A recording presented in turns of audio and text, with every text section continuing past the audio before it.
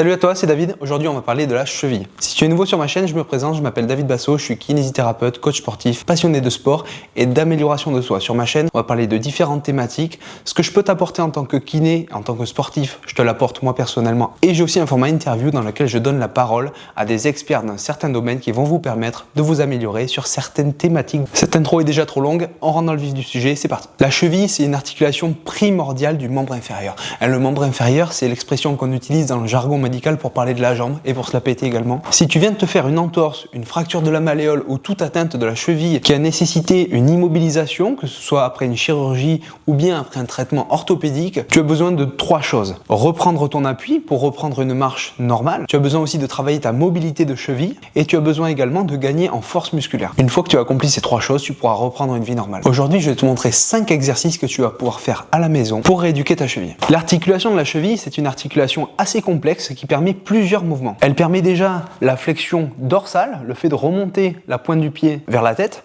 Elle permet la flexion plantaire, donc l'extension un peu de cheville comme ça. Et elle permet aussi les mouvements d'inversion et d'éversion. On parle aussi de pronation, supination, mais l'entièreté du mouvement, c'est l'inversion qu'on peut retenir puisqu'il commence par 1 comme intérieur et l'éversion vers l'extérieur. C'est un mouvement complexe et on va essayer de résumer la cheville à ces mouvements-là. Flexion dorsale, flexion plantaire, inversion, éversion. Très souvent, lorsqu'on est immobilisé suite à un traumatisme de la cheville ou une opération, on perd énormément en flexion dorsale comme ça, puisqu'on est souvent immobilisé à 90 degrés, voire un peu plus.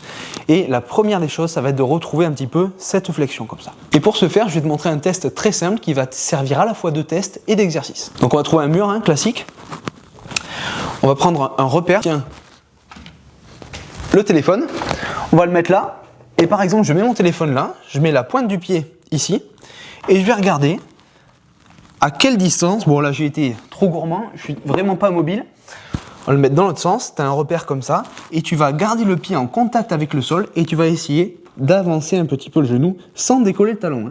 On teste la flexion dorsale de cheville.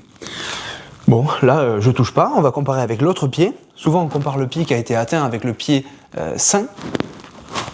Et là, on voit que je suis beaucoup plus proche du mur. Donc, je suis plus souple de ma cheville gauche que de la cheville droite. Donc, tu as un repère et tu essaies de gagner un petit peu. Tu peux faire des mouvements comme ça, où tu vas avancer, hop, une dizaine de fois, comme ça, avec beaucoup d'intention. Tu fais pas ça en sifflant, et tu essaies de gagner un petit peu et de rapprocher ton genou du mur. Quand tu touches le mur avec le genou, c'est qu'il est temps d'augmenter un petit peu la distance, tu décales ton repère et tu gagnes en mobilité comme ça de flexion dorsale. On va ensuite travailler la force des releveurs, parce que pour gagner en mobilité, il faut avoir à la fois la souplesse, la flexibilité, mais aussi la force sur les releveurs du pied. Alors pour ça, un exercice très simple, c'est d'essayer de marcher comme ça sur les talons. Voilà. Il ne faut pas chercher à ne pas avoir l'air d'un con parce que c'est très difficile, mais c'est un exercice où tu vas sentir que ça contracte un petit peu ici le tibial antérieur qui est le principal fléchisseur dorsal de ton pied. Ensuite, on va travailler les fléchisseurs plantaires. On va travailler les mollets. Donc finalement, les mollets, c'est juste, tu vas te tenir un petit peu pour l'équilibre et tu vas essayer de faire des montées comme ça, des montées de talons en fait. Voilà. On essaie d'avoir une trajectoire bien droite. On essaie de ne pas faire comme ça, d'accord ? Et l'idée, c'est peut-être de commencer à 2 jambes, sachant que tu ne pourras pas quantifier l'effort que tu fais avec la jambe saine par rapport à la jambe que tu essaies de travailler. Et dès que possible, tu vas essayer d'arriver à le faire. Par exemple, si ma cheville que je travaille, c'est sur la jambe droite, tu vas essayer de le faire à une seule jambe. Hop, tu montes et tu descends. Ok, on essaie d'aller le plus haut possible et de redescendre jusqu'à poser le talon. On va essayer de chercher la quinzaine de répétitions, et mon avis à moi, c'est que si tu dépasses les 15 répétitions, il est peut-être temps de charger un petit peu. Tu prends un poids dans la main droite, par exemple, ou un pack d'eau, enfin tu te débrouilles à avoir une surcharge un petit peu pour augmenter la difficulté de l'exercice. Je vais te montrer le travail de l'inversion et de l'éversion maintenant de la cheville. Donc, allez, on part sur la cheville gauche, puisqu'il est installé comme ça. On va mettre l'élastique ici.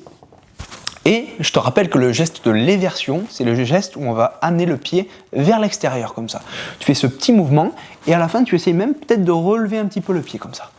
Là, on va travailler principalement les fibulaires. On met en tension l'élastique, on veut 90 degrés entre l'élastique et l'axe de la jambe et on va essayer de faire ce mouvement-là.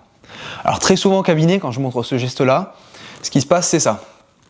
Les gens font ça, Donc là, tu vas te mettre comme ça. Et la petite astuce pour éviter ça, c'est vraiment de bloquer ses genoux. Tu vas mettre tes 2 poings comme ça, tu les serres et tu serres tes poings entre des 2 genoux. Et en fait, ce qui va se passer, c'est que tu bloques l'articulation de la hanche et ton geste, il va se faire uniquement au niveau de ton pied. Et tu essaies de faire ça une quinzaine de répétitions.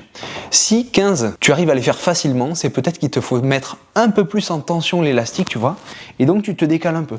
Et là, c'est parti. Tu commences à laisser aller le pied vers l'intérieur et tu vas vers l'extérieur comme ça. Ok, tu reviens doucement et tu vas vers l'extérieur. Et là, tu essaies de faire une quinzaine de répétitions. Tu dois sentir que ça chauffe et que ça brûle ici. Maintenant, on va travailler les inverseurs. C'est le geste opposé. Donc, on va passer de cette position-là à cette position-là. Bon, pour l'exemple, je vais vous montrer la cheville droite parce que sinon, il faudrait que je vous tourne le dos. On met en tension. Et il faut penser, comme pour l'exercice précédent, qu'en fait, le point de pivot, c'est le talon. Donc, il faut vraiment mettre une pression sur le talon pour qu'il y ait une adhérence, parce que si jamais ça adhère pas au sol, ça va avoir tendance à glisser. Même principe, on part donc de la position en éversion à l'extérieur, le pied à l'extérieur, on serre bien et hop, on va faire ce mouvement-là. Donc pour le mouvement d'inversion, en fait, tu essayes avec ton petit orteil, il fait ce mouvement-là, il fait une petite virgule comme ça. Hop. Là, on travaille principalement le tibial postérieur. Ce geste est primordial parce qu'en fait, la stabilité de cheville, elle est assurée principalement par ces muscles-là. Il faut s'imaginer que le tibial postérieur et les fibulaires sont des muscles qui sont de part et d'autre de la cheville et on peut le voir comme des cordes qui vont tirer comme ça ou comme ça et qui vont permettre d'assurer la stabilité de ta cheville et par conséquent de ton corps quand tu te retrouves en position debout. Comme je le répète au cabinet, il est important de travailler avec beaucoup d'intention. Mettez de l'intention dans ce que vous faites, c'est-à-dire essayer de progresser à chaque séance. Chaque séance doit être l'opportunité pour vous de faire mieux que la séance précédente. Ça veut dire augmenter la mise en tension de l'élastique, augmenter le nombre de répétitions, augmenter la charge quand vous faites les extensions pour travailler les mollets et surtout éviter les douleurs quand vous faites vos exercices. Le but, ce n'est pas de souffrir, mais de devenir meilleur en se confrontant à une résistance qui augmente. C'était David, j'espère que tu as appris quelque chose. Si c'est le cas, partage la vidéo, envoie-le à un ami qui s'est fait mal à la cheville et je te souhaite de ne pas avoir besoin de ces conseils-là, mais on sait jamais. À bientôt, ciao ciao.